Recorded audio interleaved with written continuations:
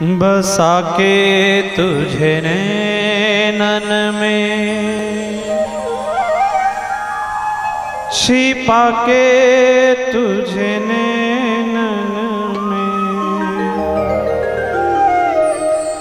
बसा के तुझे नैनन में,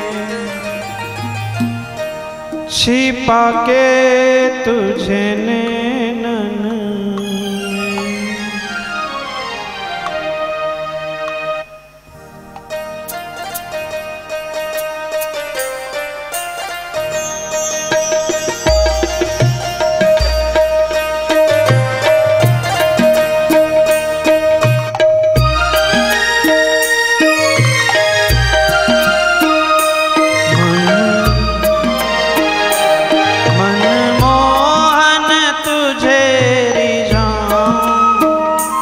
तुझे नित नए लाड़ लड़ाऊं, मनमोहन तुझे रिझाऊं, तुझे नित नए लाड़ लड़ाऊं, बसा के तुझे नैनन में, छिपा के तुझे नैनन में,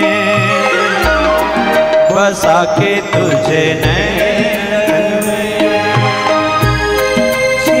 के तुझे नैनन में, हो मनमोहन तुझे रिझाऊं,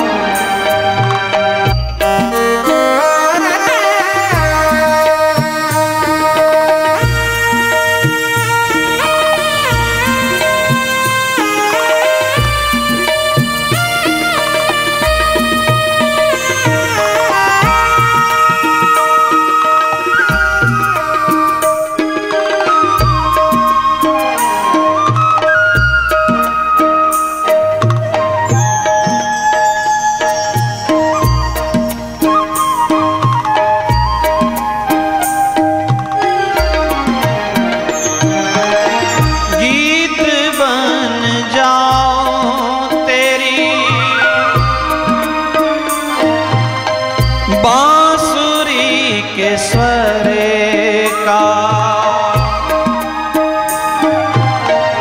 इठलाती बल खाती पतली कमर का, गीत बन जाओ तेरी बांसुरी के स्वर का, इठलाती बल खाती पतली कमर का, पीला पटका बन जाऊं, पीला पटका बन जाऊं, बसा के तुझे नैनन में, छिपा के तुझे नैनन में,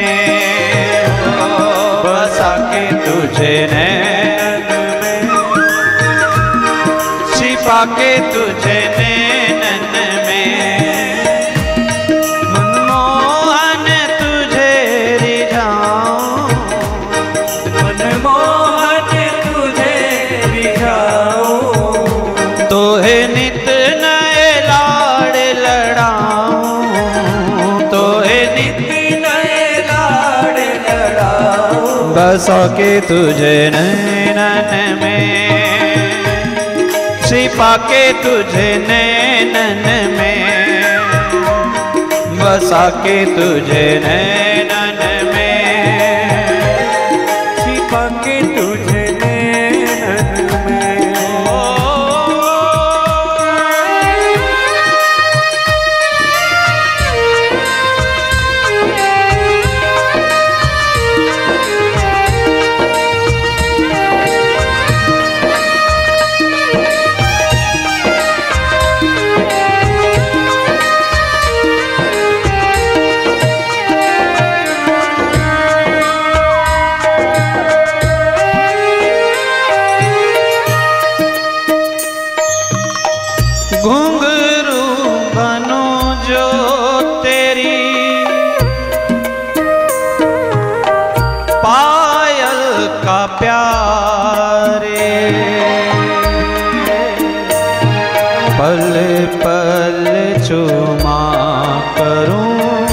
चरण तिहारे। घुंघरू बनूं जो तेरी पायल का प्यार है, पल पल झुमा करो चरण तिहारे। तेरे संग संग नाचूंगा, तेरे संग संग नाचूंगा, बसा के तुझे नैनन में, छिपा के तुझे नैनन में, बसा के तुझे नैनन में, छिपा के तुझे नैनन में। ओ मन मोहन तुझे रिझाऊं, मन मोहन तुझे रिझाऊं, तोहे नित नए लाड़ लड़ाऊं, तोहे नित नए लाड़ लड़ाऊं, बसा के तुझे नैनन में, छिपा के तुझे नैनन में, बसा के तुझे नैनन में, छिपा के तुझे नैनन में।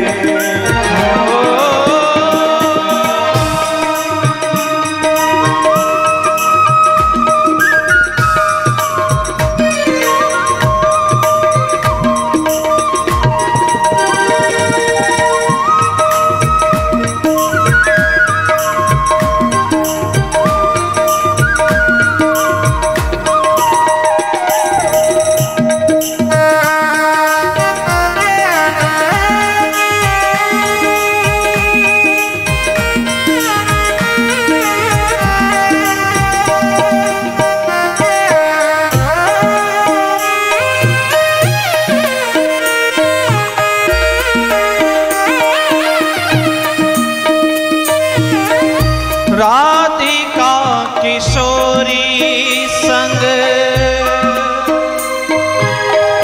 रमण तुम्हारा,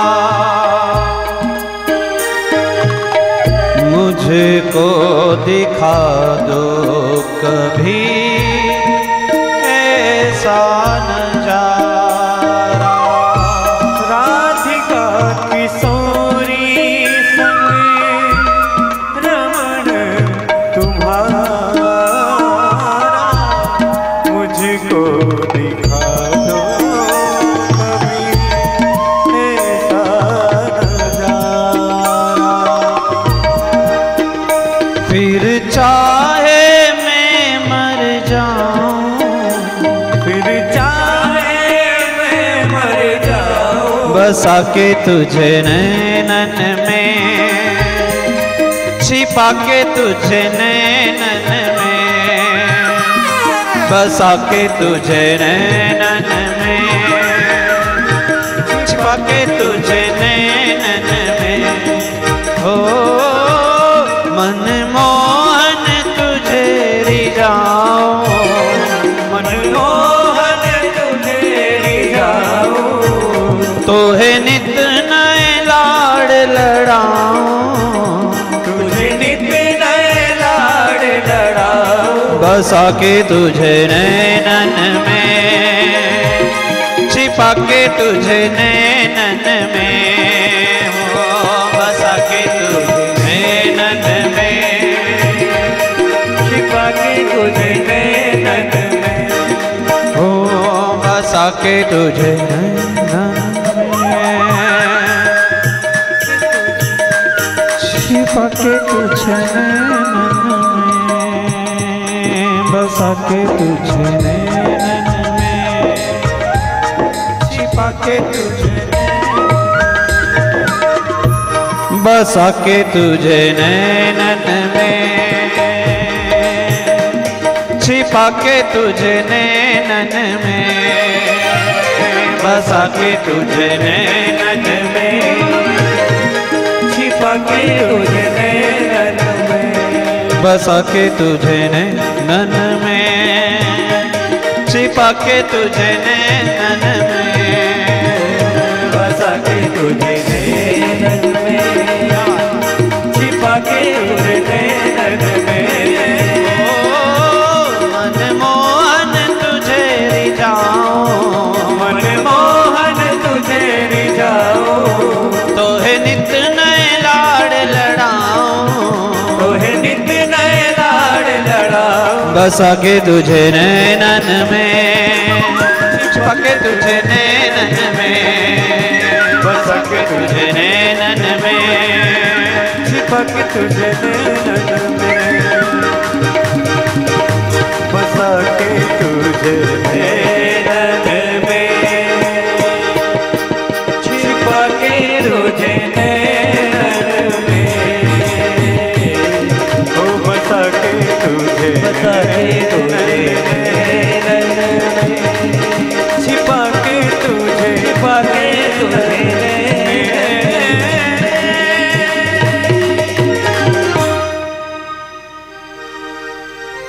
बड़ा सुंदर गान है, बड़ा सुंदर भजन है और भाव कितने सुंदर है। भगवान को चढ़ जाना चाहता है भक्त, भगवान को चढ़ाना नहीं है, भगवान पर चढ़ जाना है। यही वास्तविकता में भक्ति है। क्या चढ़ाएं भगवान को, क्या है हमारे पास ऐसा जो चढ़ाएं? इसलिए चढ़ जाओ भगवान, चढ़ाओ मत। घुंघरू बनो जो तेरी पायल का संग संग, राधिका किशोरी संग, रमण तुम्हारा मुझको दिखा दो कभी ऐसा नजारा, फिर चाहे मैं मर जाऊं, फिर चाहे मैं मर जाऊं, बसा के तुझे नैनन में, छिपा के तुझे नैनन में, ओ बसा के तुझे नैनन में, छिपा के तुझे नैनन में, हो।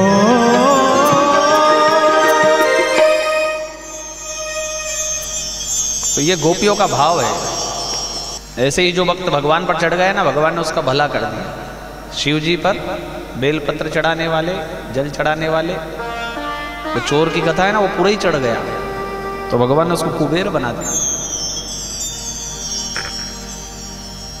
कहे कि कोई मेरे यहाँ दीपक जलाता है, कोई धूप जलाता है, तूने अपना कुर्ता जलाकर उजाला किया, वाह भाई।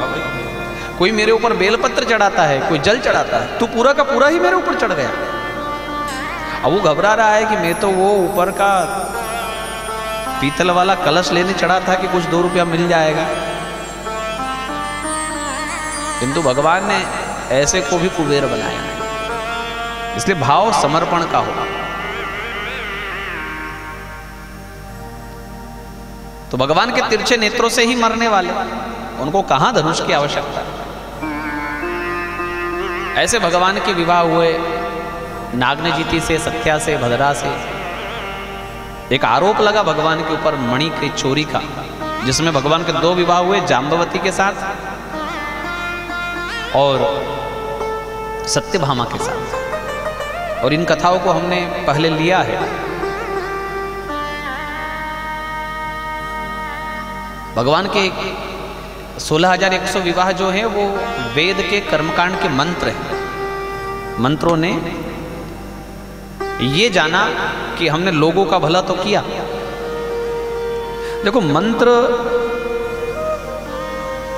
मंत्र दृष्टा ऋषि हैं हमारे यहाँ। इसका अर्थ है कि मंत्र साधारण नहीं है, कोई पुस्तक में लिखा हुआ कोई एक स्याही भर नहीं है। मंत्र मूर्त रूप है। जैसे आप भगवान को देखते हो, ऐसे ही मंत्र है। और जिस मंत्र में जो ऋषि डूबे उन्होंने उन मंत्र का दर्शन किया, मंत्र दृष्टा। इसलिए इन मंत्रों ने यह विचार किया कि हमने लोगों का भला बहुत किया, अपना भला तो तभी होगा जब भगवान हमारा वर्ण करेगा। तो इन 16,100 कर्मकांड के मंत्रों ने राजकुमारियों का रूप लिया और अवतार लिया अलग अलग जगह। भौमासुर ने इनको कैद किया और भगवान ने इनको मुक्त कराया। मुक्त कराकर भगवान इनको कहते जाओ अपने अपने घर। किंतु बात वही है ना जो अभी हम चर्चा कर रहे हैं, नारी के सम्मान में, नारी की लाज में शंकाएं, कुशंकाएं, विविधताएं, विचारों की भिन्नताएं। धोबी बनने को बहुत लोग तैयार हैं। नारी की कोई बात हो तो कोई जानता हो या ना जानता हो विषय वस्तु को, पर कुछ भी बात जरूर करेगा। कोई माता कहीं से आ रही है तो पड़ोसन बैठी बैठी कहाँ से आ रही है, कहाँ गई थी, अब उसको ना पता तो भी वो प्रश्न भी कर लेगी और उत्तर भी दे देगी। और उसकी एक गलत बात से क्या मोहल्ले में पूरी बात हो जाए। तो भगवान ने उनका वर्ण किया, भगवान ने उनको अपने पास रखा। ये देखा कि ये तो आत्महत्या तक करने को तैयार है, तो भगवान ने उनको अपने पास रखा। ऐसे भगवान के 16,108 विवाह हुए। माता देव की इधर पत्रिका दिखा रही थी भगवान की पंडित जी को,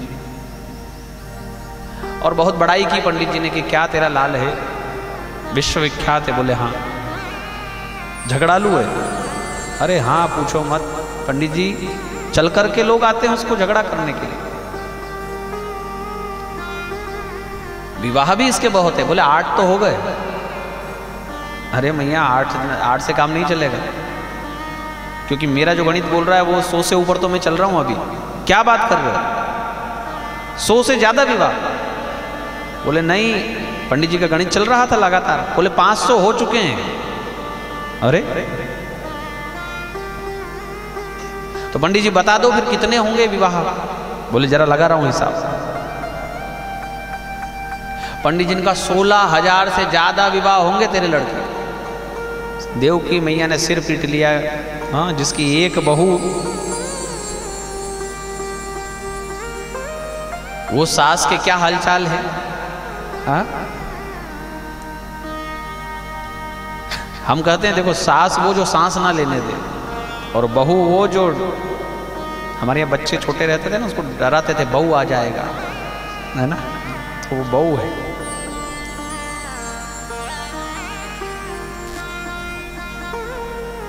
देव की मैया बड़ी तैयार हुई, प्रसन्न हुई, और अपने बहुओं के स्वागत की तैयारी की, और बढ़िया तिलक किया। पहली बहू खड़ी हुई दरवाजे पर, और उनको 7 बार आरती उतारी, जल छोड़ा दोनों तरफ, आओ बेटा। उसको अंदर बुलाया। दूसरी खड़ी हो गई दरवाजे पर, उसको बढ़िया तिलक, आरती, जल, आओ। तीसरी खड़ी हो गई। 100 सवा 100 हुई तो माता जी ने तिलक किया। 7 बार की जगह 5 बार आरती करने लगी। 500 हुई तो 3 बार आरती उतारने लगी। 1000 के बाद तो तिलक लगाना बंद, खाली एक बार आरती उतारी, अंदर चलो चलो। अब उसमें भी कब तक करे? 1200-1500 हुई, फिर तो थाली रख दी कि ये टिकी लगाते जाओ और अंदर चलते जाओ कब। और भगवान हंस रहे हैं कि मैया तेरी सेवा करने के लिए आई है, अब तुझे कोई कष्ट नहीं होगा। भगवान अपनाने वाले हैं, जिसका कोई सहारा नहीं है, जो अपने आप को अनाथ समझे ना, उसका जगन्नाथ है। इसलिए जब भी जाग जाएं, उनकी शरण में आ जाएं। उम्र का एक पड़ाव तो जगह ही देता है।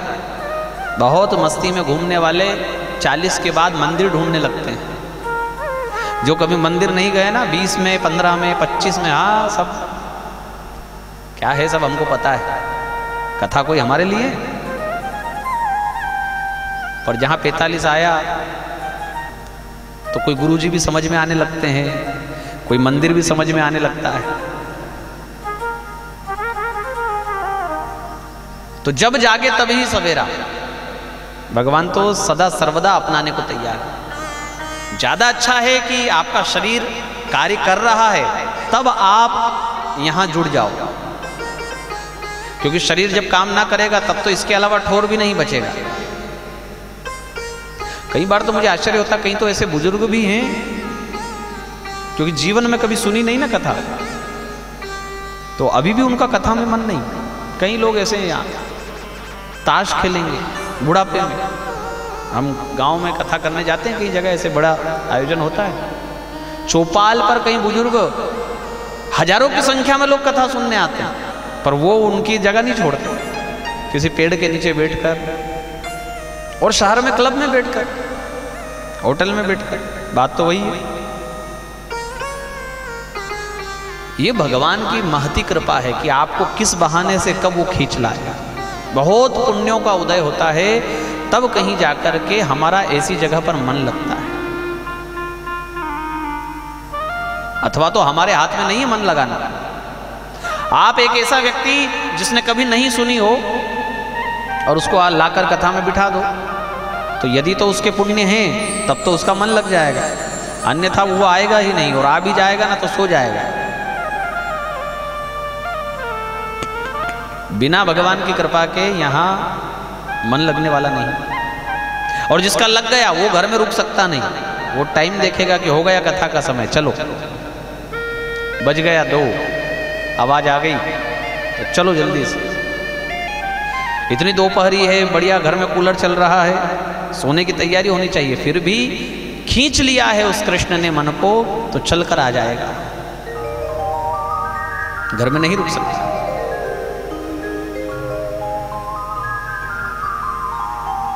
भगवान के पुत्रों की विवाह की कथा है। राजा परीक्षित ने प्रश्न किया कि बीच बीच में थोड़े से बलराम जी के पराक्रम का भी चर्चा हो जाए, तो बोले हाँ। इसमें उन्होंने एक कथा सुनाई कि भगवान के एक बेटा जाम्बवती से, जिसका नाम था सांब, और वो सभी बेटों में बहुत सुंदर दिखने में, और उसका मन आ गया दुर्योधन की बेटी लक्ष्मणा पर। लक्ष्मणा ने भी उसको पसंद कर लिया और हरण करने के लिए हस्तिनापुर चला गया सांब, किंतु वहां पकड़ा गया और सांब को पकड़कर बंद कर लिया। दुर्योधन ने कारावास में बंद कर दिया। इधर पता पड़ा भगवान को कि हमारा बेटा बंद है दुर्योधन के यहाँ, तो बलराम जी ने कहा कि देख कृष्ण तू झगड़ा मत बढ़ा, तू मत जा, मुझे जाने जा। वैसे भी दुर्योधन तो मेरा शिष्य है, मुझे देखते ही खड़ा हो जाएगा और स्वागत भी करेगा, लड़की देगा सो अलग, दहेज भी देगा। दहेज है ना, हमारे शास्त्रों का ही शब्द है। अन्य किसी देश में दहेज जैसा कोई शब्द नहीं है।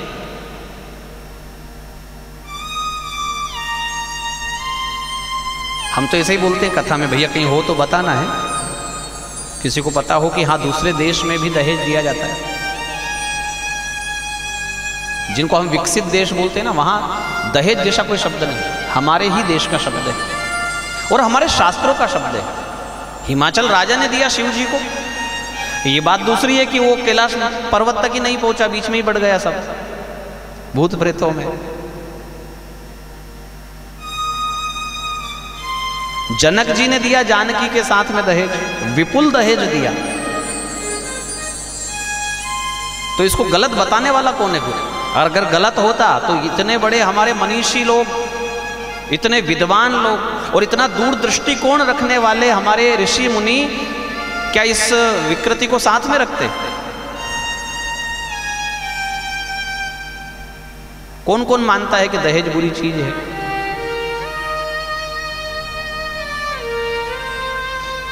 देखो सबकी अलग अलग धारणा होगी। हम प्रश्न सबसे कर रहे हैं कि दहेज अच्छा है या बुरा। कुछ लोग कहेंगे कानून के अनुसार बुरा है, कुछ लोग कहेंगे अच्छा है। हम आपको एक सूत्र देते हैं और वो सूत्र को हमेशा रखना अपने पास। वो सूत्र ये है कि दहेज मांगना बुरा है, दहेज बुरा नहीं है। दहेज मांगना बुरा है। आज की कथा जहां से हमने शुरू की, नारी का सम्मान और भारत में शास्त्रों में नारी का क्या स्थान है, वो इस दहेज से भी स्पष्ट होता है।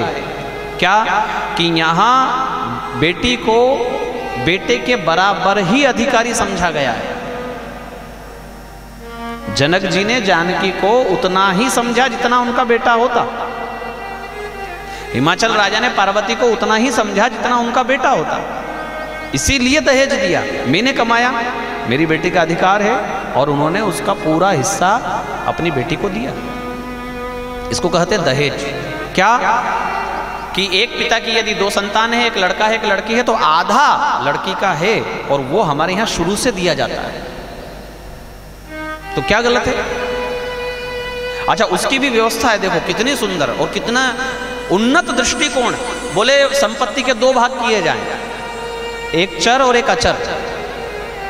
चल यानी सोना, बर्तन, रुपया, कपड़ा, जो चलायमान है पैसा, वो। अचल प्लाट, मकान, दुकान। तो जो अचल है बोले वो लड़के का है, और जो चल है उसमें से भरपूर रूप से आधा करके लड़की को दिया जाता है। उसको हमारे यहाँ कहा दहेज। उसका शुद्ध शब्द है दायजन्य, पिता के द्वारा दिया हुआ।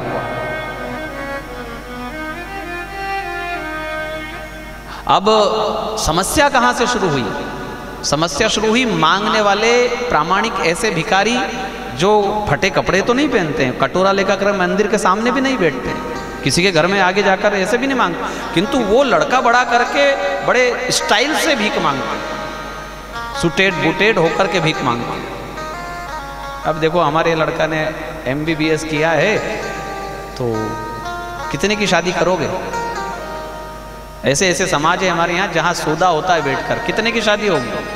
बोले 50 लाख। हाँ,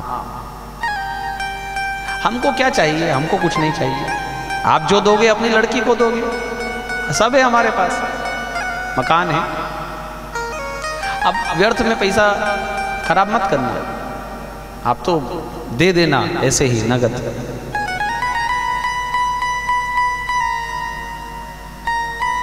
ऐसा मन करता है कि इनको दूल्हा राजा नहीं दूल्हा भिखारी बोलना चाहिए।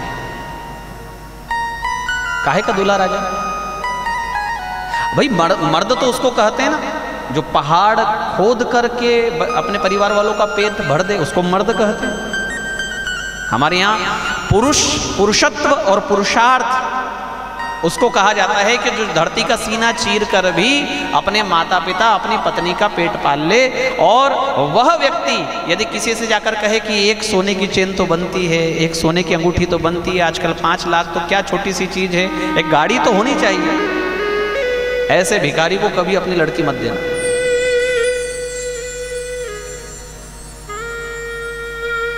और तो छोड़ो, इनके भिखमंगे पने का भी क्या कहना कि जब शादी हो तब तो मांगे, पर पहला लड़का हो तब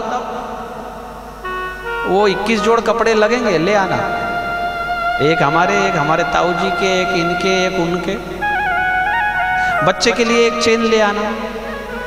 अब वो बेचारा ना जाने किस स्थिति में है, किस परिस्थिति में है, फिर भी वो जुटाता है। हवन पूजन हो तब कपड़े ले आना, किसी का जन्म हो तब कपड़े ले आना, तीर्थ से आए तब कपड़े ले आना। और तो छोड़ो, कोई मरे भी ना उसमें भी कपड़े। हमारे यहाँ कोई मर गया, कपड़े लाना। हम ऐसे ही घूम रहे हैं, हमारे पास कपड़ा नहीं है। ऐसे प्रमाणिक भिखारी, बताओ इनके आगे भिखारी लगेगा? बेचारा वो 5 के नोट में संतुष्ट हो जाए, हाँ 5 का सिक्का उसको दे दो तो वो प्रसन्न हो जाए।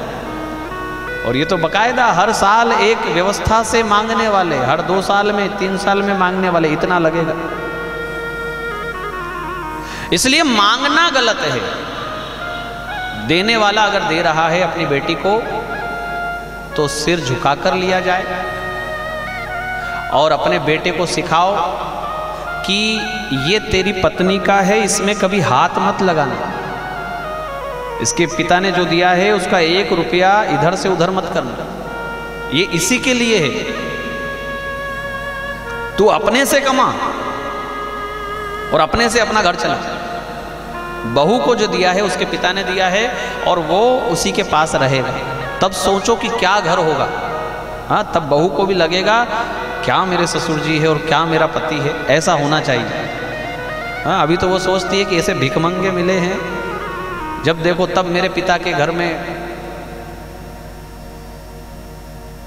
इतने लोगों का भोजन होना चाहिए, इतने लोगों का खाना होना चाहिए, इतने लोगों का कपड़ा होना चाहिए, इतनी सोना होना चाहिए, इतना नगद होना चाहिए। तो मांगना शुरू किया गया तो हमारे यहाँ एक कानून बना, गांव की दीवारों तक पर लिख दिया दहेज पाप है। बच्चे बच्चे को सिखा दिया दहेज बुरी चीज है, दहेज नहीं लेना। रिपोर्ट होने लगी, बंद हो गए लोग, हाँ, सजा हो गई। एक संस्कृति संस्कार पर ऐसा कुठाराघात किया कि जिसको अपराध के तुल्य बताकर और उसको बंद करने के लिए पूरी योजना बना ली गई। ठीक है, अच्छी बात है, हम उसके भी साथ है कि चलो बंद करो ये समस्या को। किंतु फिर अब एक हमारे ऊंची कुर्सी पर बैठने वाले बुद्धिजीवी लोग एक ऐसा कानून लेकर आए, बोले बेटी का पूरा अधिकार है पिता के घर पर और वो चाहे तो भाई पर केस करके अपना आधा हक मांग सकती है। ऐसे पत्थर पड़े हुए हैं हमारे यहाँ बुद्धि पर लोगों के कि जब दे रहे थे तो बोले पाप है, मत लो, मत दो। और अब कहा जा रहा है कि बहन चाहे तो केस कर सकती है अपने भाई पर और वो अपने हक का ले सकती है। कितना विपरीत कानून है, दो मुंह वाला। और यदि कोई बहन ऐसा सोच करके कि उसके पति के बहकावे में आकर, उसके ससुराल वालों के बहकावे में आकर अपने भाई पर केस कर भी दे और आधा छीन भी ले उससे, तो राखी कहां बांधने जाएगी? मां के द्वारा जाया हुआ वो भाई, उससे प्रेम कब बचेगा? क्या प्रेम बना रहेगा फिर? कितनी सुंदर व्यवस्था थी हमारे यहां, उसको क्या नष्ट भ्रष्ट किया। कुछ गलती लोगों की है, क्या मांगना शुरू कर दिया। कर्तव्य को अधिकार का बाना पहनाना सबसे बड़ा दोष है। कर्तव्य को कभी अधिकार का चोला मत पहनाओ। किसी के कर्तव्य को आप अपना अधिकार मत समझो। जैसे गुरु शिष्य परंपरा हमारे यहाँ है, शिष्य का कर्तव्य है कि वो गुरु का पूजन करे, किंतु गुरु इसको अपना अधिकार समझ ले, तूने आज मेरा पूजन नहीं किया, मेरा फोटो लेकर जा घर पे और इसका पूजन करना। बेटे का कर्तव्य है माता पिता की सेवा करना, किंतु माता पिता इसको यदि अपना अधिकार समझ ले। इसलिए कर्तव्य को कभी अधिकार का बाना नहीं पहनाना चाहिए। लड़के वालों ने अधिकार समझ लिया अपना कि हमारा तो अधिकार है, लड़की भी लेंगे, पढ़ी लिखी लेंगे, सुंदर लेंगे, पैसा भी लेंगे, ये भी दो। एक बहन को तो हमने ऐसा कहा, उसको उसकी आत्मा झकझोर गई, उसको ऐसा झटका लगा कि उसने योजनाबद्ध तरीके से, पिता को भी नहीं बताया, MBBS थी लड़की राजपूत समाज से, उसको हमारी बात ऐसी चुभ गई। डांटते हुए ही हमने कहा कि तू काहे की MBBS, हाँ अनपढ़ अच्छी होती है तुझसे, तो थोड़ा डांटते हुए ही कहा। बेचारा उसका पिता रो रहा है, उसको आंखों में आंसू आ रहे हैं। और जब उसको थोड़ा हमने लताड़ा तो उसको लगा कि हाँ ये गुरुजी सही बोल रहे हैं। तो उसने क्या किया पता है? आई हुई बारात को दरवाजे से वापस लौटा दिया, एक प्लेट को हाथ नहीं लगाने दिया उसने। बोले अगर एक ने एक प्लेट भी उठा ली ना तो हिसाब हो जाएगा। मैंने पुलिस को फ़ोन कर दिया है, आ रही है, आप लोग निकल जाओ यहाँ से, जैसे आए वैसे निकल जाओ। कितना बड़ा अपमान उस बारात का हुआ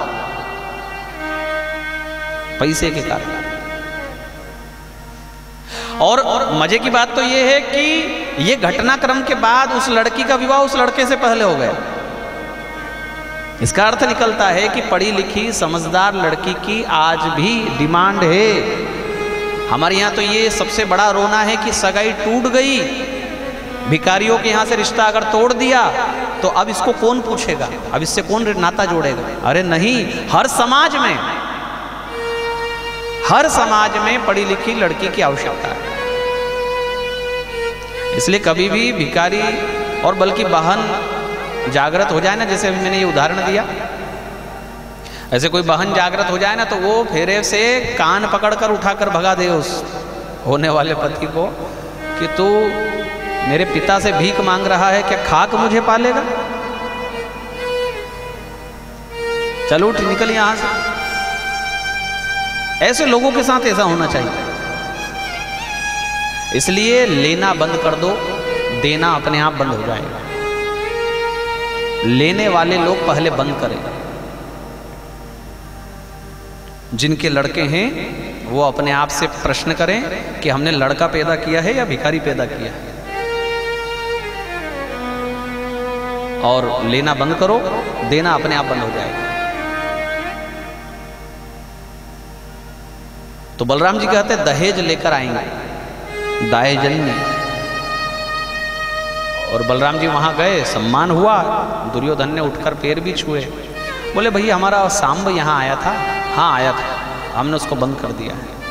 दुर्योधन तो दुर्योधन ठहरा भाई, उसको तो द्रोणाचार्य और पितामह भीष्म और कृपाचार्य जैसे महान योद्धाओं का बल।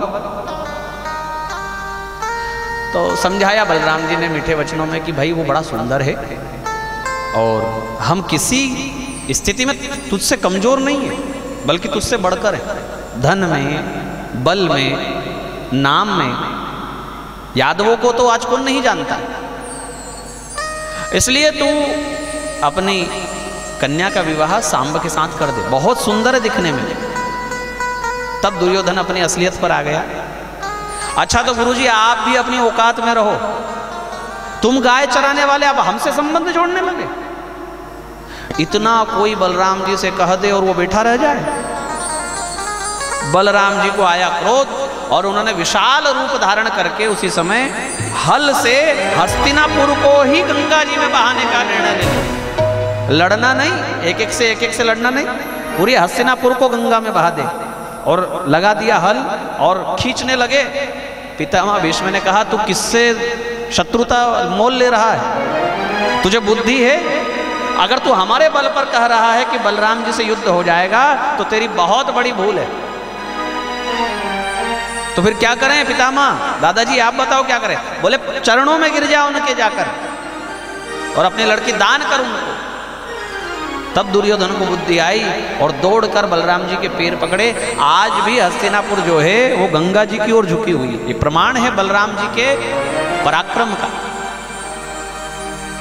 वरना ये जो महाभारत का युद्ध हुआ ना 18 दिन तक एक एक करके, ये होता ही नहीं। एक ही दिन में बलराम जी उसको सामर्थ्य रखते हैं पूरा करने।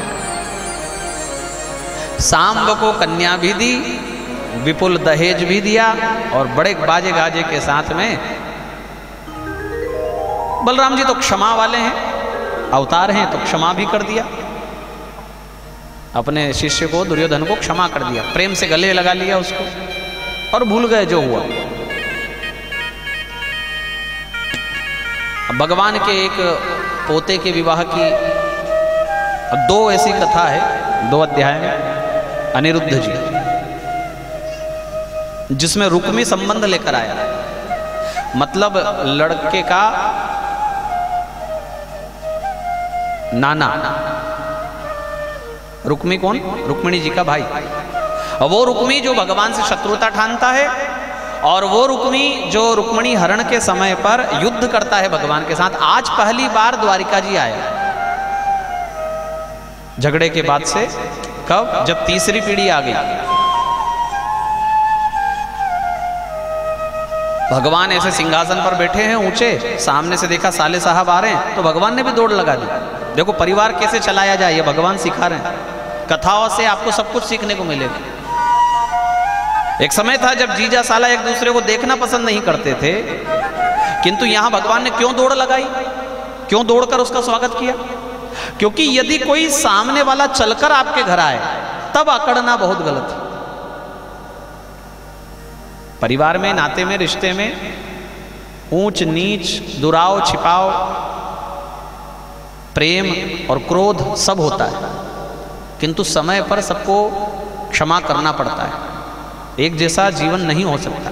कोई ये सोच ले कि मैं तो अब इसके पेड़ी नहीं चढ़ूंगा, तो 4 साल बाद ही वो उसके घर ही मिलेगा। ये रिश्ता है, कभी टूटता नहीं और तोड़ना भी नहीं चाहिए, क्योंकि हम रिश्ते तोड़ने नहीं आए। हम इस संसार में, इस भारतवर्ष में, मानव की देह में किसी की गालियां पड़े जब हमारी अर्थी उठे, ऐसा कर्म ना करो।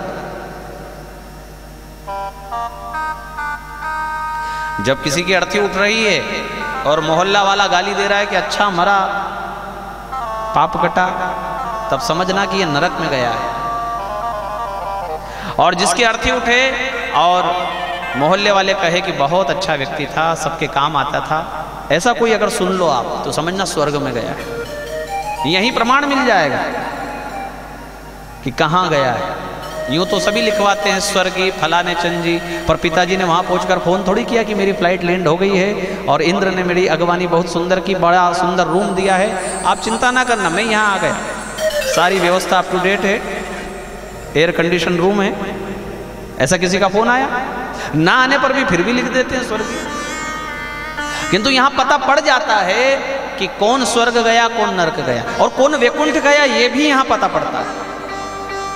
किसी के मरने पर अगर मोहल्ले वाले कहे कि बहुत अच्छा व्यक्ति था, मानो हमारे हाथ से हीरा निकल गया, इतना धार्मिक था, इतने अच्छे अच्छे कार्य करता था, सबको साथ लेकर चलता था, तब समझना कि इनको स्वर्ग मिला है। किंतु यदि किसी की मृत्यु पर कोई ब्राह्मण, कोई ऋषि, कोई संत रो दे, तो समझना कि वैकुंठ मिला है, भगवान का धाम मिला है। तो हम क्या करने आए हैं यहाँ? हम किसी की गालियां हमको पड़े, हमारी अर्थी जब उठे, ऐसा हमको नहीं करना है। कोई अगर हमसे रिश्ता जोड़ना चाहता है तब अकड़ना बहुत गलत है। ये भगवान ने जीकर बताया है, लीला करके बताया है। लाख शत्रु हो साले साहब, किंतु आज तो दरवाजे पर आए ना। अगर भगवान बैठे रह जाते, अनदेखा कर देते, तो शायद वो वहीं से लौट जाते। दौड़कर स्वागत किया, अपनी बराबरी से बैठाया। और रुक्मणी जी अटारी से झांक रही है कि देखो दोनों साथ साथ बैठे, उनको भी अच्छा लग रहा है कि आज वर्षों बाद मेरे मायके से कोई आया। कैसे पधारे साहब? तो कहा कि हम रिश्ता लेकर आए। किसका? बोले आपको ठीक लगे तो आपका पोता जो है ना अनिरुद्ध, प्रद्युम्न जी का बेटा, उसके लिए कन्या बताई। भगवान ने रुक्मणी जी को पूछा आप क्या कहती हो? मतलब 4 लोगों के बीच में ये बताया कि भगवान वही करते हैं जो पत्नी कहती है। ये पत्नी का सम्मान का परिचायक है कथा। रुक्मणी जी शर्मा गई, लाज करती हुई कहने लगी कि अरे जैसा आपको ठीक लगे। अब इतना अच्छा प्रेम हो किसी पति पत्नी में और एक दूसरे से सलाह करके, क्या सुंदर परिवार है। तो ठीक है, विवाह होने लगा। रुक्मी का मन अभी साफ नहीं हुआ था। उसको तो वो बात सब याद थी कि जो केश उतार लिए थे, जो उसको कुरूप बना दिया था युद्ध के मैदान में, उसको सब याद था। इसलिए उसका मन साफ नहीं हुआ था। वो रिश्ता जरूर लेकर आया था और विवाह हो भी रहा था, पर वो बदला लेने के लिए उसने भगवान को कहा कि क्यों ना हम इधर तो फेरे पड़ रहे हैं, हम थोड़ा सा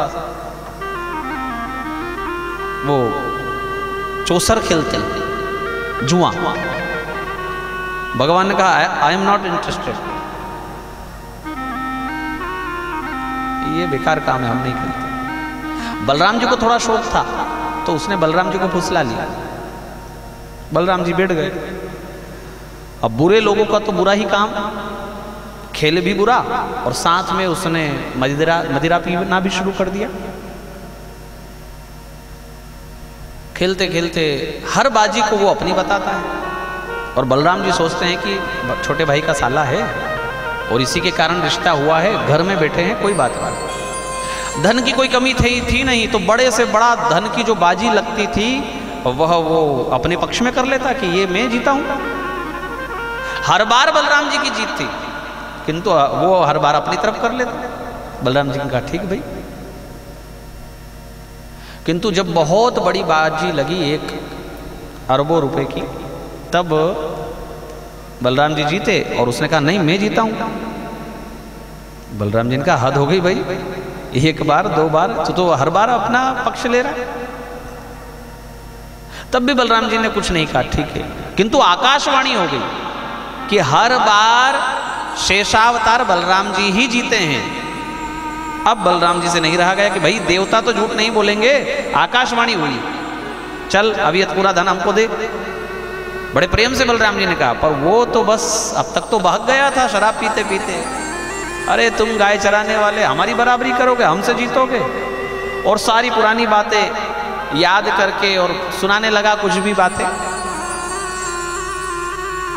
बलराम जी को कोई गालियां दे और सामने जीवित बैठा रह जाए। बलराम जी के 2 अस्त्र शस्त्र हैं, हल और मूसल, और दोनों घर में माताओं को काम आते हैं, है ना। एक तो किसान को खेती में और मूसल माताओं को। हालांकि वो मूसल आजकल मिक्सर बन गया है, पर याद करो अगर वो मूसल होता तो कितना काम आता। मजाल कोई सामने आ जाए। कांधे पर हल बलराम जी का ये बताता है कि समस्याएं जीवन में रहेगी ही रहेगी, किंतु समस्या का हल कंधे पर होना चाहिए। कई लोग ऐसे होते हैं कि जो समस्या देख करके बैठे रह जाते हैं, अरे यहाँ तो ऐसा है काम नहीं हो पाएगा। कई घर में बच्चे ऐसे होते हैं, उनको कहो सामान ले आ, अब तो रात हो गई, अब तो अंधेरा हो गया, अब तो कहाँ जाएंगे, अब तो दुकान ही बंद हो गई होगी। 50 बहाने वो घर में बैठे बैठे बना दे। किंतु हनुमान जी का ये उदाहरण है, बोले जाओ वैद्य को लेकर आओ। अब वो जाते, दरवाजा लगा है, वो तो सोया। अरे वो तो घर सहित उठा लाए, सोया रहे तू अंदर, नींद खुलेगी तब तो हमारा हल हो जाएगा।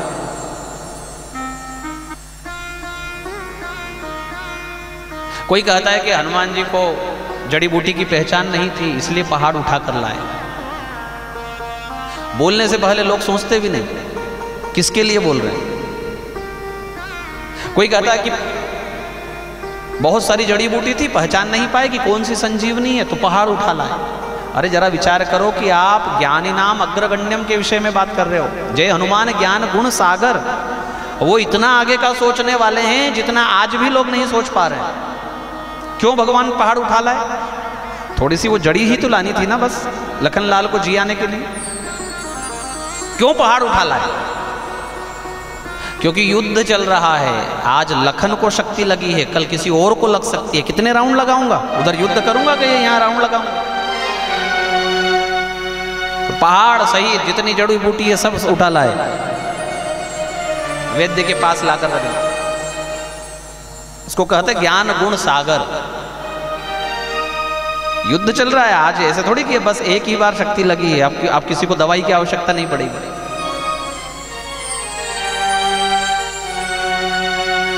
और बलराम जी हल कांधे पर रखते हैं, इसलिए नौजवान व्यक्ति हल कांधे पर रखो भैया। समस्या बहुत है जीवन में, परिवार में, समाज में, किंतु इसका निराकरण कैसे हो? अपने विवेक से, अपनी बुद्धि से।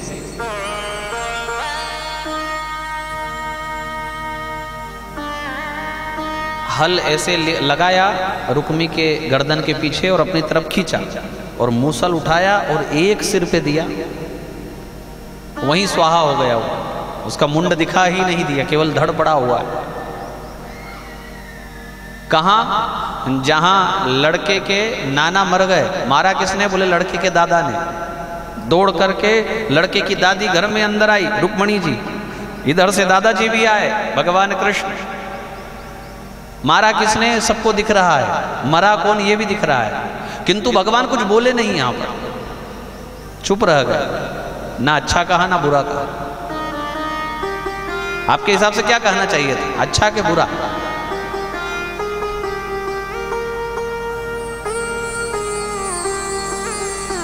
इधर बैठ जाओ, इधर इनको बिठाओ, कुर्सी दो भैया, गर्मी में से आ रहे।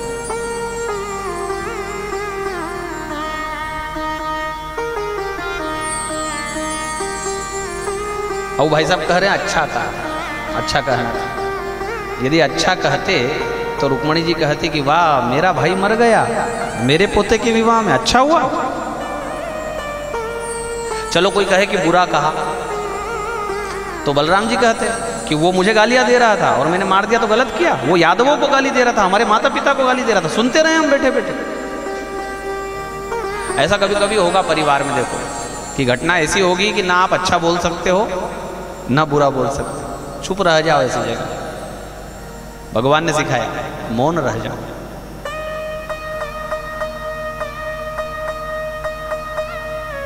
पश्चात अनिरुद्ध जी की ही दूसरे विवाह की कथा है, और ये विवाह भी अनोखा है। प्रहलाद जी के वंश में उत्पन्न होने वाला बाणासुर, प्रहलाद जी को भगवान का वचन है कि तेरे वंश में किसी को मारूंगा नहीं। अब इसका नाम ही असुर लगा है आगे, बाणासुर, तो उसकी वैसी ही आदतें होंगी। और ये भगवान शिव का उपासक है। शिव जी को प्रसन्न किया, भगवान भोलेनाथ प्रसन्न हुए, तो उनको कहा कि हमें 1000 भुजाएं चाहिए, और एक एक भुजा में सैकड़ों हाथियों का बल। शिव जी तो शिव जी हैं, विचार किए बगैर तथास्तु, बिना विचार किए, है ना। जैसे वो वृकासुर को दिया वरदान, उसका नाम बाद में भस्मासुर हुआ, कि जिसके सिर पर हाथ रख दे वो जलकर भस्म। तो वो किसके सिर पर हाथ रखने दौड़ा? शिव जी के ही ऊपर। तो ये बोले भंडारी बिना विचार किए, गोरी हरण लालसा। वृकासुर को क्या लगा कि इतनी सुंदर इनकी पत्नी, क्यों ना मैं इन्हीं पर प्रयोग करूं, ये भस्म हो जाएंगे और इनकी पत्नी मेरी हो जाएगी। तो भगवान ने छोटे से ग्वाल का रूप बनाया 5 वर्ष के, भगवान कृष्ण ने, और उस वृकासुर को कहा कि ए शकुनी नंदन कहाँ जा रहे हो, और इसे भाग क्यों लगा रहे हो? अरे भाई सारे सुखों का मूल है ये शरीर, और इस शरीर को ऐसे सुखा दोगे तो सुख कब पाओगे? तो वृकासुर कहने लगा कि आप सही बोल रहे हो, किंतु देवता अभी अभी वो यहाँ से त्रिनेत्रधारी गए हैं, और हम उनके वरदान के परीक्षण के लिए उनके पीछे जा रहे हैं। क्या वरदान? तो पूरा डिटेल में बताया। अरे तुम भी उनकी बातों पर विश्वास करते हो, जब से राजा दक्ष का श्राप हुआ है तब से उनका कोई वरदान काम नहीं करता। कैसे? अरे भाई अगर तुमको ना विश्वास हो तो अपने सिर पर रखकर देख लो हाथ। तो वृकासुर कहने लगा मैं पागल हूं कि मैं अपना हाथ अपने सिर पर रख लूं? तो भगवान ने उसको बड़ा बनाया, कहने लगे कोई एकदम से भस्म थोड़ी होता है, और हम भी तुमको एकदम से हाथ रखने का नहीं बोल रहे हैं। भाई भस्म तो तब होगा जब तपन होगा। बोले हाँ, तो सिर के पास हाथ ले जाओ, थोड़ा तपने लगे तो दूर हटा लेना।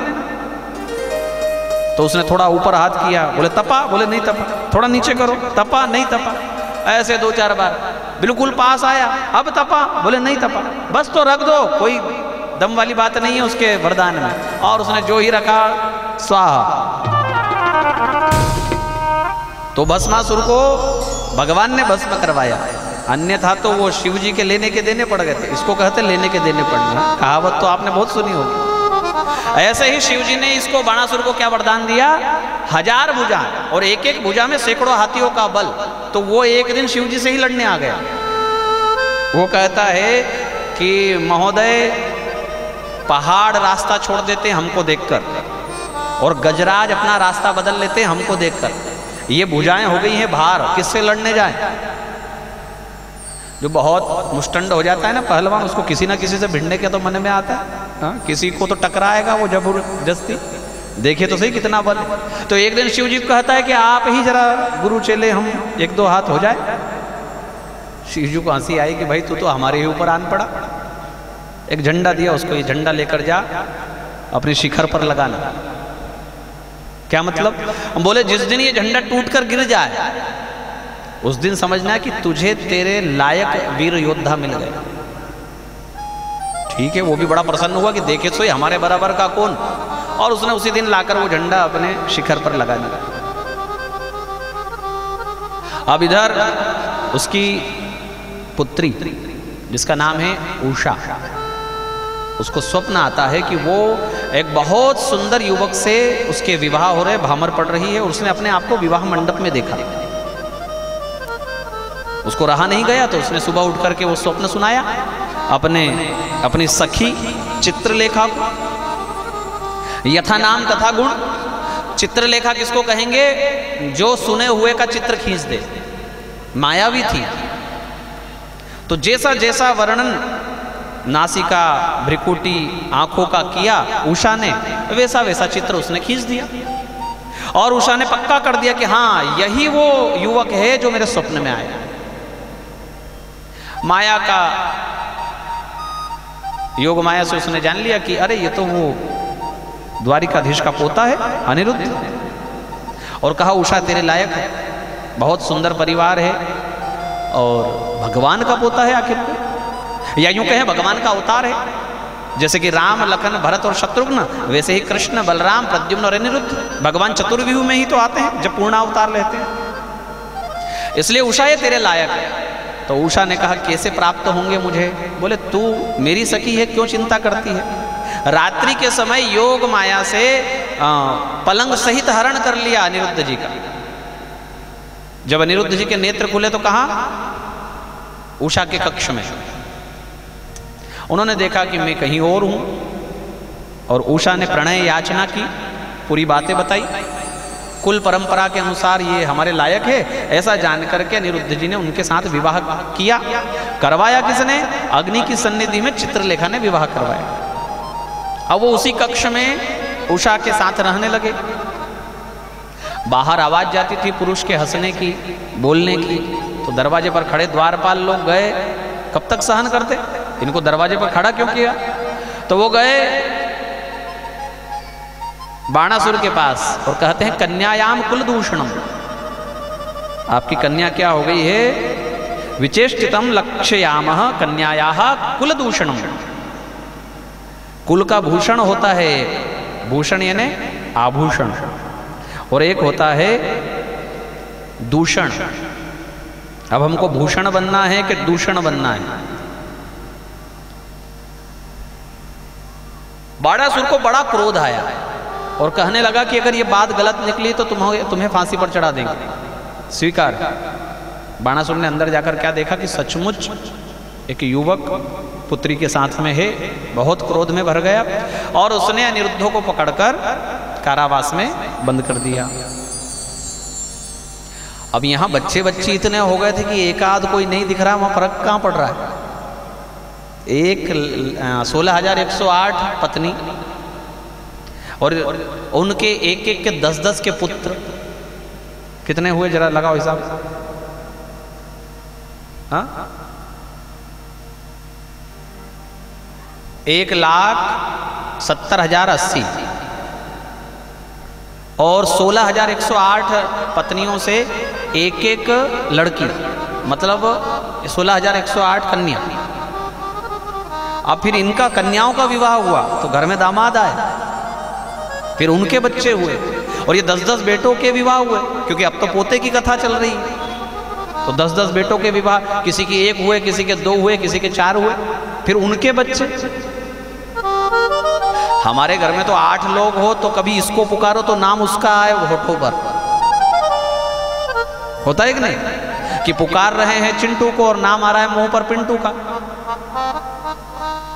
किंतु जिनकी इतनी पत्नियां हो, इतने बच्चे हो, और उनका नाम याद रखना, अच्छा उनका नाम तो ठीक है, समधी समधन का नाम याद रखना, हाँ, सास ससुर का नाम याद रखना, दामाद जी का नाम याद रखना, ये केवल भगवान कर सकते, भगवान के अलावा कोई नहीं कर सकता। और ये तो केवल भगवान कृष्ण का परिवार है, बलराम जी और फिर अन्य यादव गणों का परिवार। इतना बड़ा परिवार, भागवत के अनुसार 1 करोड़ सैनिक तो केवल राजा उग्रसेन के साथ रहते थे। उनकी रक्षा के लिए 1 करोड़ सैनिक थे। इतनी बड़ी संख्या में तो आज कल किसी के पास सेना भी नहीं, कोई देश ऐसा नहीं है। इतना बड़ा परिवार, इसीलिए भगवान ने समुद्र को अपना घर बनाया। भूमि पर नहीं रहे भगवान। अब ये अनिरुद्ध जी गायब हो गए तो कहां पता पड़ा? तो किसने पता लगाया? नारद जी आए और नारद जी ने हाल समाचार पूछे कि क्यों जी, सब बढ़िया? बोले सब बढ़िया। बच्चे वगैरह सब ठीक व्यवस्थित? बोले हाँ सब ठीक, कोई कम ज्यादा तो नहीं? तब भगवान को आया, अरे आजकल अनिरुद्ध हमको दिखाई नहीं दे रहा है। बोले कहां से दिखेगा, हम यही तो सूचना लेकर आए हैं। बंद है कहां? बोले बाणासुर के यहां। नारद जी ने सब बातें कहा सुनाई। भगवान ने कहा बाणासुर की इतनी हिम्मत, हमारे पोते को बंद कर लिया।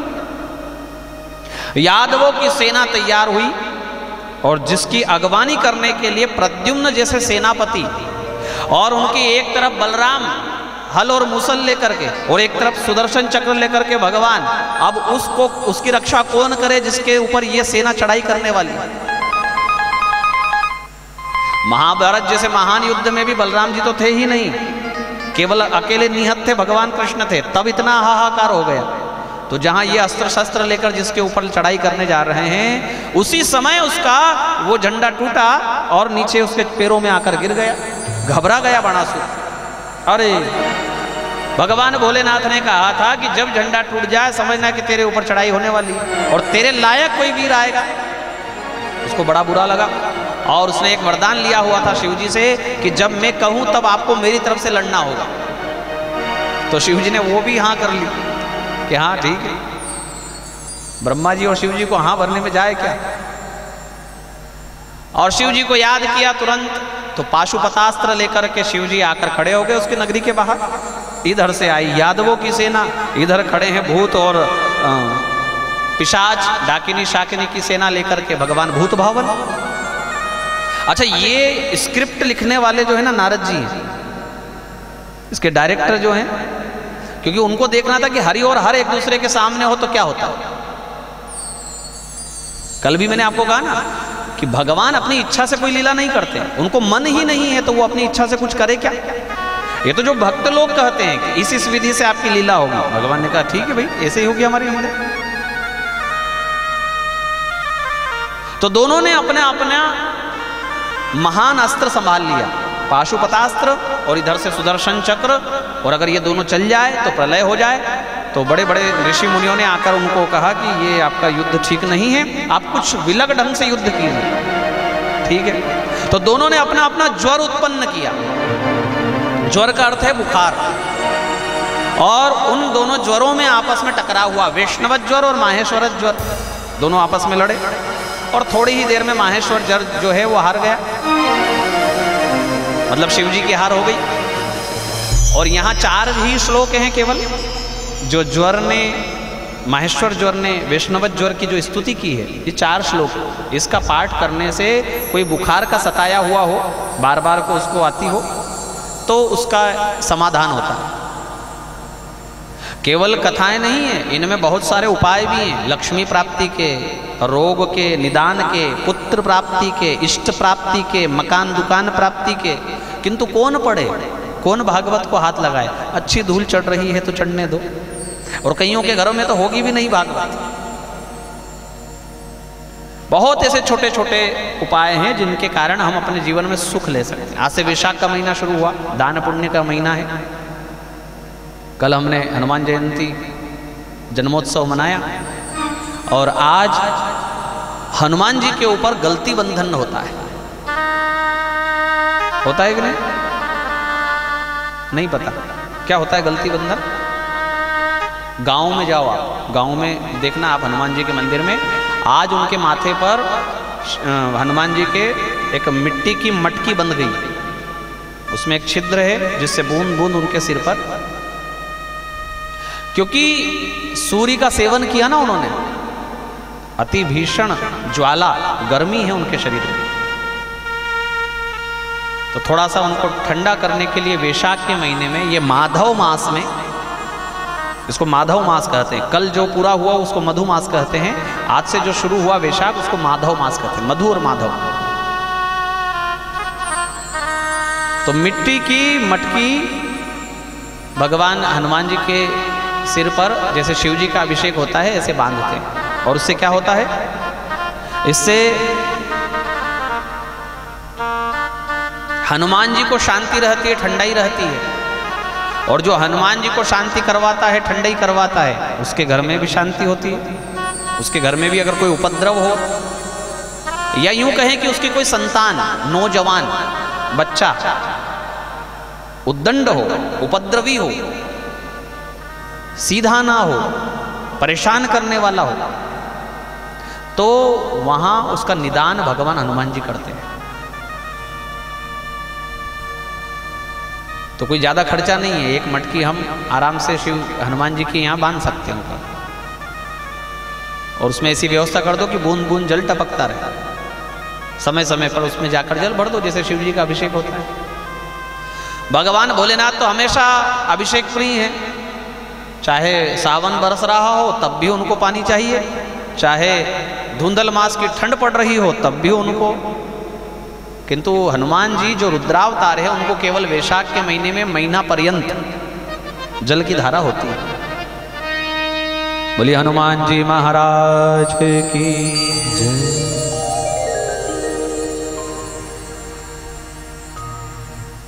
तो अनेक ऐसे उपाय हैं हमारे भागवत में।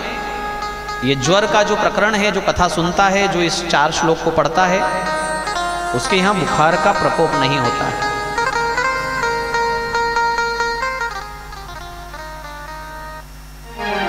अब शिव जी को बड़ा क्रोध आया कि लो, हमारे ज्वर को हरा दिया वैष्णव ज्वर ने, हम कोई ऐसे रह जाएंगे। तो फिर उठाया उन्होंने पाशुपतास्त्र, संतों के समझाने के बाद भी। भगवान कृष्ण को हंसी आई कि बस अब हो गया ना अपना निर्णय कि कौन हारा कौन जीता। फिर भी अगर आप नहीं मानते हो तो रुको, और जृंभास्त्र निकाला भगवान कृष्ण ने और शिव जी पर चला दिया। ये जृंभास्त्र क्या है? जिससे जम्भाई आए, उसको कहते हैं जृंभास्त्र। जम्भाई आए, अब किसी को युद्ध के मैदान में जम्भाई आए, बस तो हो गया युद्ध। बैठ गए रथ के पिछले हिस्से में और खूब जम्भाई ले रहे हैं, उबासी ले रहे हैं, चुटकी बजा रहे हैं। भगवान ने कहा अब आप उबासी लेते रहो, हम जरा आपके चेले से निपट कर आते। और अंदर चले गए भगवान, और अंदर सूचना मिली कि शिव जी को हराकर द्वारकाधीश अंदर आ गए। बस पसीने छूट गए बाणासुर के कि शिव जी को हरा दिया भाई, अब हम कहाँ लगने वाले इनके आगे। और इससे पहले कि बाणासुर कोई अपना पराक्रम बताए, भगवान अपने शार्ंग धनुष पर एक साथ 996 बाण चढ़ाते हैं। इसकी भुजा कितनी थी? 1000। और भगवान ने बाण कितने चढ़ाए? 996। और सारे भुजा को लक्ष्य करके चलाए, तो 996 भुजाएं उसके कट की धरती पर गिर गई। इतना अपने आप को पराक्रमी समझने वाला लड़ भी नहीं पाया। लड़ना तो दूर, लड़ने से पहले ही हार निश्चित हो गई। कोटरा उसकी धाय मां थी, उसको लगा कि मेरा तो बेटा मर जाएगा, तो वो सामने आकर खड़ी हो गई बच्चे के। भगवान ने उस पर फिर प्रहार नहीं किया, और वो हाथ जोड़कर प्रार्थना करने लगी कि नाथ, क्या आप मेरे बेटे को मारोगे? बोले मारना होता तो हम ये 996 बाण थोड़ी चढ़ाते, एक ही चलाते उसके हृदय पर। उसको हमने अपनी कृपा का दान दिया है। क्या दे दिया? आपने तो बाण चलाए, कहां आपने कृपा कर दी? पलट कर देखो अपना बेटा कैसा लग रहा है। तो कोटरा ने क्या देखा पलटकर कि 4 भुजा वाला मेरा बेटा, और सामने लड़ने वाला भी जो है वो 4 भुजा वाला। तो भगवान ने अपने स्वरूप का दान बाणासुर को कर दिया, 4 भुजा वाला बना दिया। बोलिए भक्तवत्सल भगवान की जय। ऐसा बाणासुर के साथ में युद्ध, और उसने उषा के साथ में विवाह करवाया अनिरुद्ध जी का, और विपुल धन देकर के वहां से विदा किया। ऐसे बलराम जी की कथा है, भगवान कृष्ण की कथा है। हमने अन्य कथा में भगवान की कथा तो सुनाई, किंतु ये रह गई, तो आज आपको ये कथाएं सुनाई। ऐसी और भी अनेक कथाएं। दशम स्कंद भगवान की इतनी सुंदर लीलाओं से भरा हुआ है, और वास्तविकता में जीवन जीने की शैली है। परिवार में है ना भगवान, इसलिए एक एक लीला करके बताया है कि हमको कहाँ कहाँ सावधान रहना चाहिए, पत्नी के प्रति, भाई के प्रति, बच्चों के प्रति, उनको शिक्षा कैसे देनी चाहिए, ये भी भगवान ने बताया। राजा नृग के माध्यम से भगवान ने बताया कि ये दूसरे का धन लेकर, ब्राह्मण का धन लेकर गिरगिट बन करके कुएं में पड़ा हुआ था। इसलिए ध्यान रखना कि तुम यादव लोग बहुत शक्तिशाली हो चुके हो, विपुल धन धान्य है तो कभी किसी के ऊपर अत्याचार मत करना, और खासकर ब्राह्मण का धन का हनन मत करना, क्योंकि ये वो लोहे का टुकड़ा है जो पेट में तो चला जाएगा किंतु पच नहीं पाएगा। किसी गाय का अंश बहुत सावधानी से, गौशाला चलाने वाले, गौ माता की सेवा करने वाले, इनको बहुत सावधान रहना चाहिए कि आपके पास गौशाला के लिए कितना धन आ रहा है और उसको आप कहाँ किस भांति लगा रहे हो। 5 रुपया भी अगर पेट में चला गया ना तो लोहे के टुकड़े के समान है। भगवान ने कहाँ तक कह दिया अपने बच्चों को, 60 वर्ष सहस्राणी विष्ठायाम जायते कृमि। ऐसा व्यक्ति जिसने गाय और ब्राह्मण का खाया है वो 60,000 वर्षों के लिए विष्ठा का कीड़ा होता है। इसलिए दूसरे के धन पर अपना मन रखना सबसे गलत नीति है। अगर पीढ़ियों को बर्बाद करना हो, आपने तो अच्छा कमा लिया और आपको दिख रहा है कि हमने 7 पीढ़ी चल जाए इतना कमा लिया, आप अपने मन में प्रसन्न हो रहे हो, किंतु किसी दूसरे का अधिकार आपने लिया है, उसके धन का हनन किया है, तो ये मानना कि आपकी पीढ़ियों का नाश हो जाएगा। क्योंकि धन आने में समय जरूर लगाता है, जाने में समय नहीं लगाता।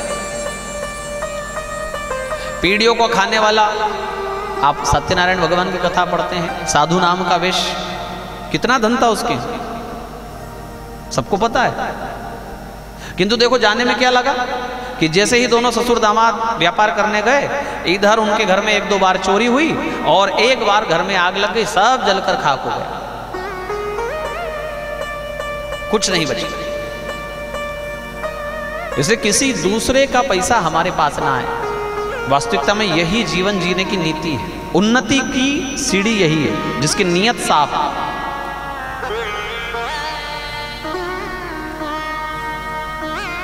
पति पत्नी का बड़ा सुंदर सच्ची घटना भक्तमाल में आती है। अभी कलयुग में ऐसे पति पत्नी हुए कि दोनों भजनानंदी थे और दोनों ने घर में बैठकर निर्णय कर लिया कि हमको घर कैसे चलाना है। सबसे बढ़िया तरीका यही, पति पत्नी आपस में निश्चय कर लो कितना खाना है, कितना कमाना है और कहाँ समय लगाना है और कहाँ पैसा लगाना है। और दोनों के विचार में जहाँ मतभेद होना, एक दूसरे से बात ना करे, एक दूसरे के विचार को समझे नहीं, वहां झगड़ा होता है। इन दोनों पति पत्नी ने क्या निश्चय किया कि बोले आज का ही कमाना है बस और आज का ही खाना है, समय बचे भजन करना है। दोनों तैयार हो गए। तो कितना कमाते और कैसे कमाते? जंगल जाकर लकड़ियां बीनते, लकड़ियों की गठरी बेचने जाते, बिक कर के जो पैसा आता उससे अपना आज का भोजन की व्यवस्था कर लेते, कल का कल। और भजन करते नारायण का। लक्ष्मी जी को गुस्सा आ गया, तुम्हारे भक्त इसीलिए कम है, शिव जी के ज्यादा है। शिव जी के जो भक्त हैं उनका महल बंधा हुआ है और तुम्हारे भक्त इसीलिए झोपड़ी में, तुम्हारे भक्त कम ही है और होना भी चाहिए, तुम कुछ देते ही नहीं उनको। भगवान को हंसी आई, अरे देवी हमने कब नहीं अपने भक्त को दिया, पर हमारे भक्त ही ऐसे होते हैं, लेने के लिए भजन करते ही नहीं है।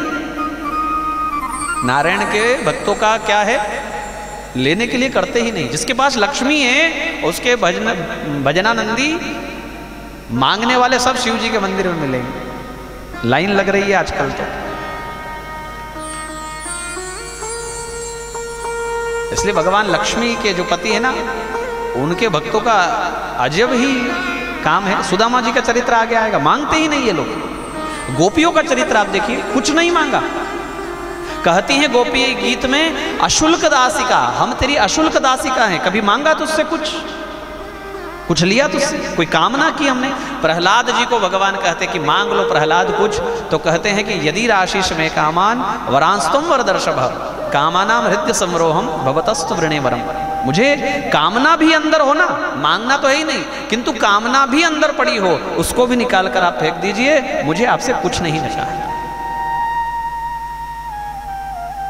ऐसे ही ये पति पत्नी कुछ मांगते ही नहीं, तो भगवान नारायण ने कहा अच्छा हम नहीं देते अपने भक्त को, तुम भी तो हमारी पत्नी हो, वो तुम्हारे भी तो बच्चे हैं, तुम थोड़ी उनकी सेवा कर दो, तुम कुछ दे दो। लक्ष्मी जी ने कहा वो तो मैं देकर आऊंगी, तुमसे पूछूंगी क्या। और लक्ष्मी जी देने गई। क्या कि ये दोनों पति पत्नी लकड़ियां बीनने के लिए जा रहे हैं जंगल, और रास्ते में धन से बड़ा भरा हुआ घड़ा, बड़े बहुमूल्य रत्नों से भरा हुआ, वो रास्ते में रख दिया। देखेंगे, ललचा जाएंगे, उठा लेंगे और अपना जीवन अच्छे से निकाल लेंगे। इतना इनके लिए, पीढ़ियों के लिए बहुत है। पति आगे आगे है, पत्नी पीछे है। पति ने देखा बहुत सारा सोना पड़ा है, पति 4 कदम आगे निकल गया। फिर सोचा मेरा मन में तो लालच नहीं आया, किंतु पत्नी पीछे आ रही है, कहीं उसको लग गया तो, और घर में धन जाएगा, भजन छूट जाएगा। फिर इसके लिए द्वारपाल रखो, हाँ, इसकी रक्षा के लिए। ना ना ना, तो मिट्टी उठा उठा करके वो घड़े पर डालने लगे कि इसको दबा दे, पत्नी आए तब तक। इतने में तो पत्नी आ गई, और पत्नी हंसकर कहती है कि अरे क्या मिट्टी के ऊपर मिट्टी डाल रहे हो। पति ने कहा हद हो गई, तुम तो हमसे भी 2 कदम आगे, हम तो फिर भी सोच रहे हैं कि सोने पर मिट्टी डाल रहे हैं, पर तुम कह रहे हो कि मिट्टी पर मिट्टी। वाह वाह, मेरा जीवन सुखी है, मेरे घर में अब धन आने वाला नहीं, भजन ही होगा। दोनों पति पत्नी बड़े प्रसन्न हो गए और चले लकड़ियां बीनने। लक्ष्मी जी ने कहा हद हो गई, जैसे मेरे पति देव वैसे उनके भक्त, इनको सोने का धन इतना घड़ा जो भरा है वो भी इनको मिट्टी दिख रहा है। चलो कोई बात नहीं है, मेहनत की खाने वाले हैं, थोड़ा सा इनको उसी में सहायता कर दें। तो लक्ष्मी जी ने चंचल गति से आगे जाकर पूरे वन की लकड़ियों का एक महान गट्ठर एक जगह ढेर लगा दिया कि इनको परेशान नहीं होना पड़ेगा, आएंगे उठाकर ले जाएंगे। दोनों आए, उसी गट्ठर के आसपास में घूमे, खूब ढूंढे, लकड़ियां नहीं मिले, और एक दूसरे से चर्चा करे कि लकड़ियां नहीं मिल रही। लक्ष्मी जी ने कहा अंधे हो गए क्या, इतना बड़ा गट्ठर रखा है, इनको दिखता नहीं। इतने में पत्नी बोली, जिससे लक्ष्मी जी के प्रश्न का समाधान हुआ। पत्नी ने कहा देखो ये गट्ठर बेचारा कोई हमसे पहले आ गया होगा ब्रह्म मुहूर्त में, और उसने ये ढेर लगा दिया। अब अगर हम इसमें से ले जाएं तो बेचारा उसका क्या होगा। चलो कोई बात नहीं, आज पानी पीकर सोएंगे, खाली हाथ ही दोनों पति पत्नी वहां से चले। लक्ष्मी जी ने सिर पीटा कि देखो तो ये ऐसे, और ऊपर से क्या कहते जाते हैं, आज हम भूखे सोएंगे देवी, ऐसा क्या पाप कर दिया हमने कि आज हमको भूखा सोना पड़ेगा। तो पत्नी कहती है आज हमने अपनी आंखों से वो धन का घड़ा देखा ना, ये वो पाप है धन का कि हमको आज भूखा सोना पड़ेगा। तो ऐसे भक्त लोग जो धन को भी पाप समझे, पराये धन को, वो कब हाथ लगाएंगे। पर द्रव्येषु लोष्ठवत, ऐसी नियत होनी चाहिए। आप किसी के घर जाओ, आप किसी के मंदिर में जाओ, आप कहीं रास्ते में चल रहे हो, दूसरे का पड़ा हुआ पत्थर समझो, तब समझना कि हमारी नियत साफ हो गई। कई लोग तो ऐसे होते हैं कि कृष्ण जन्मोत्सव में नाच और गान हो रहा है और चेन गिर गई किसी की तो उस पर पैर रख देते और धीरे से फिर उसको उठाकर जेब में, रास्ते पर मिले तो लोग कहते मेरा है, मुझे मिला तो मेरा है। जो आपकी मेहनत का नहीं है वो आपका नहीं है। बस ये इतना सा सूत्र है कि जो हमने मेहनत से नहीं कमाया वो हमारा नहीं, और वो पत्थर के समान जानो तब अपनी नीयत शुद्ध है। पर द्रव्येश लोष्ठवत, दूसरे का पैसा पड़ा दिखा तो उसको अपने को हाथ भी नहीं लगाना, उठा के भी नहीं देना कि भाई, क्योंकि उठाने में भी समस्या हो जाती कभी कभी। आपके नियत में कोई दिक्कत नहीं है, आप तो किसी का देखा आपने उठाकर देने जा रहे हो, इतने में किसी ने हाथ पकड़ लिया, क्यों रे, तो लाख आप बेकसूर हो किंतु आपको चोर समझ लिया जाएगा। ऐसा हुआ ना एक बार सत्यनारायण भगवान की कथा में, एक कथा चल रही थी, छोटा कमरा था, रिश्तेदारों को बुला लिया, अड़ोसी पड़ोसी बहुत लोग हो गए, बाहर तक बैठे, अंदर घर में जगह नहीं। तो उन्होंने कैसे चढ़ोतरी करे, कैसे अंदर जाकर पूजन करे, चलो आरती की थाली आएगी उसी में चढ़ा देंगे। तो आरती की थाली आई, एक आदमी ने अपना पर्स निकाला और वो बड़ा विचार करते हुए 50 चढ़ाऊं ज़्यादा हो जाएगा, 20 चढ़ा देते वो भी ज़्यादा हो जाएगा, 10, 5 का नोट कहीं नहीं चल रहा है आजकल, और फटा भी है थोड़ा सा, भगवान के यहाँ चल जाएगा। जो कहीं नहीं चलता ना वो भगवान के यहाँ कथा में चलता है। जो कपड़ा कहीं नहीं चले वो भगवान के यहाँ चलता है। माताएं भी जो है ना बड़ी समझदार है, वो बढ़िया सबसे एक नंबर वाली जो साड़ी है बेटी के लिए रखती है, और जो मीडियम कैटेगरी की है वो ननंद के लिए रखती है, और जो बिल्कुल हल्की है तो फिर बड़े प्रेम से कहेगी वंदना नगर में कथा हो रही है, काम आएगी। तो उसने भी वो फटा नोट निकाला 5 का और वो आरती में उसने चढ़ाया, आरती ली। पीछे वाला आदमी उसको कंधे पर कहे भाई, और उसको 2000 का नोट दिया। वो अंदर शंख बज रहे हैं, घड़ियाल बज रही, आवाज नहीं आ रही। तो उसको बड़ी शर्म आई कि देखो मैं 5 का नोट चढ़ा रहा हूँ, वो भी फटा, पीछे वाला 2000 रुपये का नोट चढ़ा रहा है। वाह भाई। उसने उसके हाथ से लिया और आरती की थाली में डाल दिया, और आरती ली और उसको दे दी कि तेरे हाथ नहीं पुर रहे, 2000 रुपये दिया तूने, मैं तुझे आरती दे दूँ। प्रसाद बढ़ गया, शांति हो गई, लाउड स्पीकर बंद हो गया। तब वो पीछे वाले भाई ने कहा कि जब आप 5 का नोट निकाल रहे थे ना, तो वो 2000 का नोट आपकी जेब में से गिर गया था।